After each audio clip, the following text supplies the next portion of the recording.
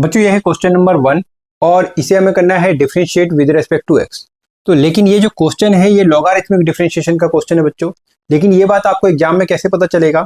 तो सबसे पहले हमें ये पता करना होगा कि ये क्वेश्चन किस चीज का क्वेश्चन है। तो लॉगरिथमिक डिफरेंशिएशन का क्वेश्चन को कैसे पता करते हैं, तो सबसे पहले मैं बताना चाहता हूँ कि देखिए बच्चों, अगर आपको एग्जाम में एफ एक्स मल्टीप्लाई जी एक्स मल्टीप्लाई एच एक्स ये तीन फंक्शन मल्टीप्लाई करते हुए दिखाई दे रहे हैं और इसमें आपको डिफरेंशिएशन पूछ रखा है विद रेस्पेक्ट टू एक्स, तो आपको समझ जाना है कि ये जो केस है वो लॉगरिथमिक डिफरेंशिएशन का क्वेश्चन है। ठीक, साथ में अगर आपको एक अलग केस इस तरीके से दिखाई दे एफ एक्स की पावर जी एक्स, तो भी जो क्वेश्चन होगा वो आपका लॉगरिथमिक डिफरेंशिएशन का क्वेश्चन होगा। एग्जांपल के लिए मैं इस केस की बात करूं तो ये वाला केस तो आप यहां देख सकते हैं। साथ में अगर यहां की बात करूं तो जैसे मान लीजिए cos x की पावर में ऊपर x लिख दूं, तो अगर मैं कह दूं इसका डिफरेंशिएशन करें तो ये समझ जाना है कि ये जो क्वेश्चन है वो लॉगरिथमिक डिफरेंशिएशन का क्वेश्चन है। कई बार अगर आपको इस तरीके से दिखाई दे कि log x की पावर ऊपर cos x दिखाई दे, कहने मतलब कि ये x में फंक्शन और ये एक x में फंक्शन दिखाई दे, तो ये जो क्वेश्चन होंगे ये लॉगरिथमिक डिफरेंशिएशन के क्वेश्चन होते हैं बच्चों। ठीक है, तो लॉगरिथमिक डिफरेंशिएशन के क्वेश्चन को कैसे सॉल्व करना है, तो सबसे पहले आपको क्या करना है, इस क्वेश्चन में लेट करके चलना है कि ये क्या हो गया, ये आपका y हो गया। ठीक है, इसके बाद आपको क्या करना है, लॉग लेना है बच्चों दोनों साइड का। तो आपको लिखना है टेकिंग लॉग, आप लॉग लीजिए बच्चों, टेकिंग लॉग बोथ साइड। ठीक है, तो वी गेट, अब आप दोनों साइड का लॉग ले लीजिए बच्चों। तो लॉग जब आप लेते हैं तो क्या होगा, लॉग लेने का मतलब कि लॉग लिख लेना है दोनों साइड में, लॉग y, और यहां पर भी क्या हो जाएगा लॉग, ये आपका cos x, cos में 2x और ये आपका cos में 3x, इस तरीके से आपको लिख लेना बच्चों। इसके बाद क्या होगा, ये लॉग में हो गया। अब लॉग के तीन रिजल्ट होते हैं, तो पहले इसमें तो लेफ्ट हैंड साइड में तो आपको ऐसे ही लिख लेना है। राइट हैंड साइड में मैं आपको बताता हूं कि अगर राइट हैंड साइड में लॉग में m मल्टीप्लाई n दिखाई देता है तो इसको आपको log m plus log n लिख लेना है, मतलब ये प्लस में हो जाते हैं। ठीक है, अगर log में m डिवाइड बाई n दिखाई देता है तो ये आपका log m माइनस का log n हो जाता है।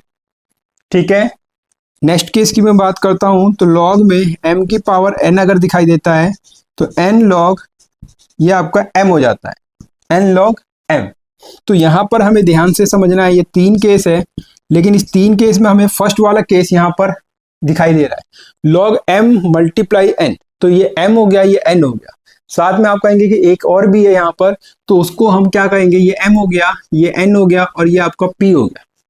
तो अगर कभी भी मल्टीप्लाई का केस हो तो वो प्लस के केस में चेंज हो जाता है। तो कैसे करेंगे बच्चों, तो ये आपका हो जाएगा log cos में x प्लस, ठीक है, log m हो गया प्लस log n, तो log में n, तो इसका मतलब cos 2x हो जाएगा, cos 2x, और साथ में क्या आएगा, ये साथ में आ जाएगा log m n, log m plus log n plus log p, तो ये आपका log cos में 3x, ये आपको लिख लेना है। ठीक है, उम्मीद कर रहा हूं समझ में आ रहा हो बच्चों। ठीक है, अब हम क्या करेंगे, अब यहां पर हमें क्वेश्चन में पूछा था डिफरेंशिएट कीजिए विद रिस्पेक्ट टू, जब ये प्लस के फॉर्म में आ जाए लॉग के क्वेश्चन, तब आपको डिफरेंशिएट करना है दोनों साइड का। तो इस बात को सबसे पहले हम लिखेंगे, तो क्या लिखेंगे, डिफरेंशिएटिंग, तो लिखना है बच्चों differentiating both side with respect to X we get. अब इसको आपको डिफरेंशिएट करना है दोनों साइड को, तो डिफरेंशिएटिंग का मतलब क्या है कि डी बाई डी एक्स करना है लेफ्ट साइड का, मतलब log y का। ठीक है, और d बाई डी एक्स करना है आपको राइट साइड का, मतलब log में cos x, साथ में यहाँ पर बड़ा ब्रैकेट लगा दीजिए, और ये आपका log cos 2x का, और किसका, प्लस log में cos 3x का।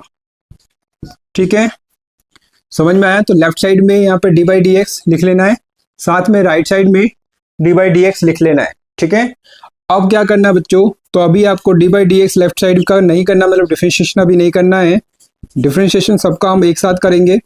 ये d बाई डी एक्स इसके साथ जाएगा, फिर इसके साथ और फिर इसके साथ, तो क्या बन जाएगा, ये d by D x log में बच्चों ये आपका cos x हो जाएगा, साथ में d बाई डी एक्स क्या होगा, ये इसके साथ जा रहा है, तो d by D x log cos में 2x हो जाएगा।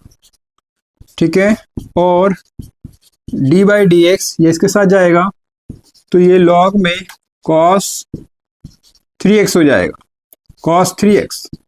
और इस तरीके से ब्रैकेट अब लगाने की जरूरत नहीं है क्योंकि हमने अलग अलग कर लिया है, तो लॉग कॉस 3x हो गया। ठीक है, अब आपको डिफ्रेंशिएट करना है बच्चों, तो ये लॉग x इसे पढ़ेंगे, लॉग x। तो लॉग x का डिफ्रेंशिएशन क्या होता है ये भी आपको पता होना चाहिए।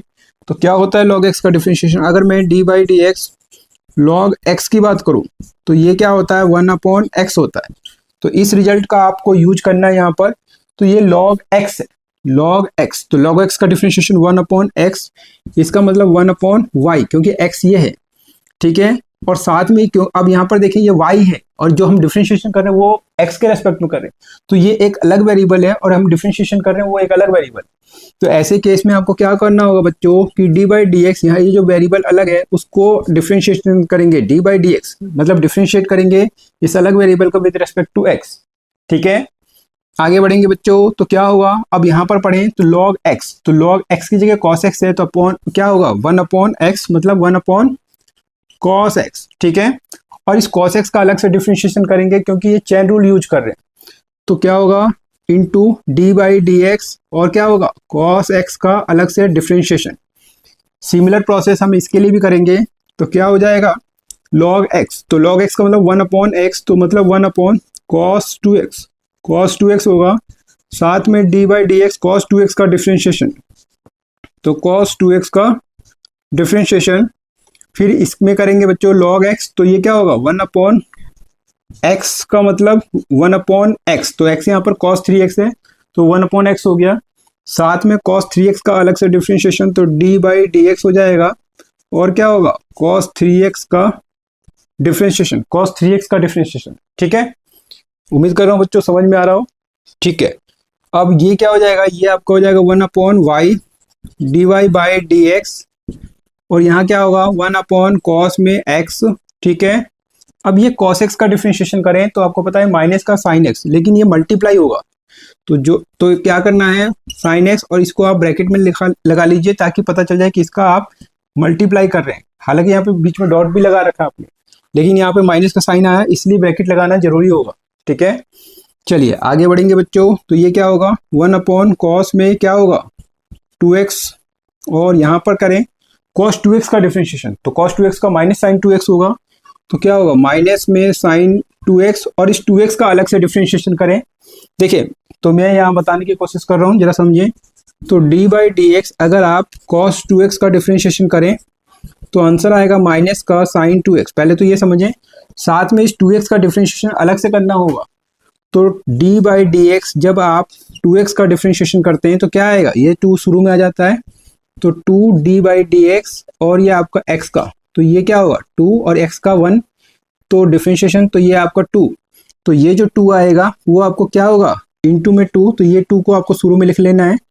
तो बच्चों ये क्या बन जाएगा माइनस का 2 साइन 2x हो जाएगा, तो cos 2x का डिफरेंशिएशन माइनस 2 साइन 2x। तो इसी रिजल्ट को आपको यहाँ पे लिखना है, cos 2x का डिफरेंशिएशन क्या होगा, तो मैंने क्या कहा अभी माइनस 2 साइन 2x।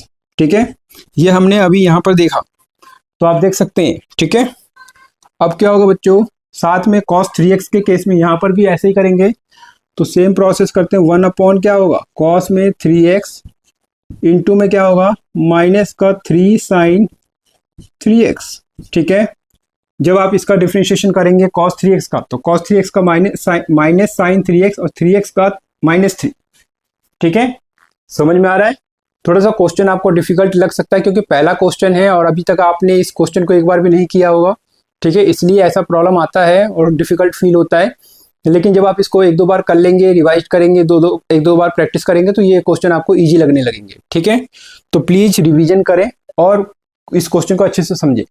तो आगे बढ़ते हैं बच्चों, अब यहाँ पर हम क्या कर सकते हैं बच्चों, तो ये आपका हो जाएगा 1/y, ये आपका dy बाई डी एक्स हो जाएगा।